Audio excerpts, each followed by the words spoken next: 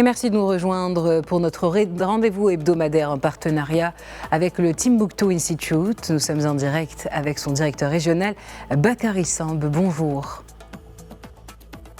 Bonjour. Alors, docteur Bakary Samb, depuis début mars, le Canada a lancé officiellement une stratégie mondiale pour l'Afrique. Alors, que signifie selon vous cette initiative ? Oui, en fait, le Canada a compris par cette stratégie que les pays africains et les institutions évoluaient très rapidement et ils devaient aller vers un engagement plus important et puis dans un contexte de volatilité économique et géopolitique mondiale.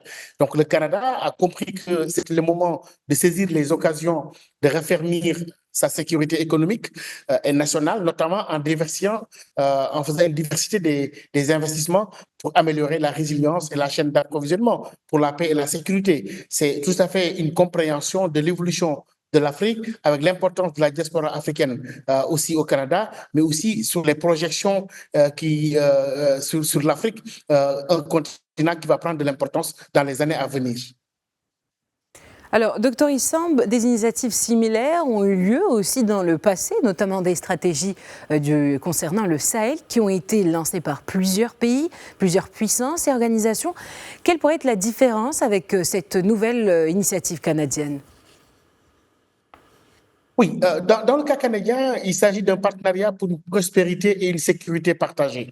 En fait, cette nouvelle politique étrangère représente pour ce pays un renforcement de l'engagement du Canada envers l'Afrique, avec le renforcement de l'engagement diplomatique, des liens institutionnels, le renforcement de la coopération économique, mais aussi le renforcement des partenariats pour la paix, la sécurité et les droits de la personne. On sait que, par exemple, en RDC, le Canada fait partie des pays qui déploient le plus gros moyen en termes d'aide humanitaire. Et c'est dans ce cadre-là que le Canada veut faire différent, comparativement à des pays qui ont eu une histoire assez complexe avec le continent africain. Le Canada n'a pas eu de rapport colonial avec l'Afrique. Le Canada n'a pas de rapport heurté et voudrait aujourd'hui surfer sur cette tendance d'une Afrique qui essaye de diversifier ses partenariats pour mieux positionner ce pays à l'échelle du continent.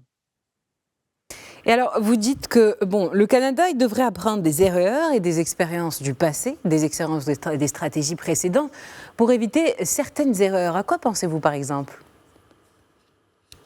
Oui, je pense que quand on écoute la ministre des Affaires étrangères du Canada, Mme Mélanie Joly, qui dit que, en fait, ce qu'il souhaite, c'est de bâtir un avenir meilleur et plus prospère pour les Canadiens, mais aussi pour les Africains, mais aussi que le Canada puisse tirer parti des partenariats à longue date.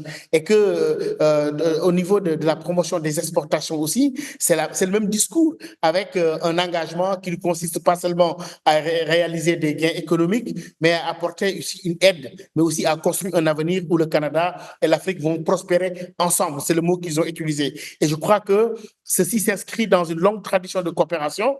Comme le dit le ministre du Développement international, Ahmed Hussein, c'est que le Canada collabore avec les pays africains depuis plus de 70 ans, avec des relations solides et durables, mais en parfaite compréhension de nouveaux enjeux et surtout de l'enjeu de ce positionnement-là dans une Afrique qui cherche à tirer son épingle du grand jeu international actuellement en cours sur le plan dans notre monde actuel.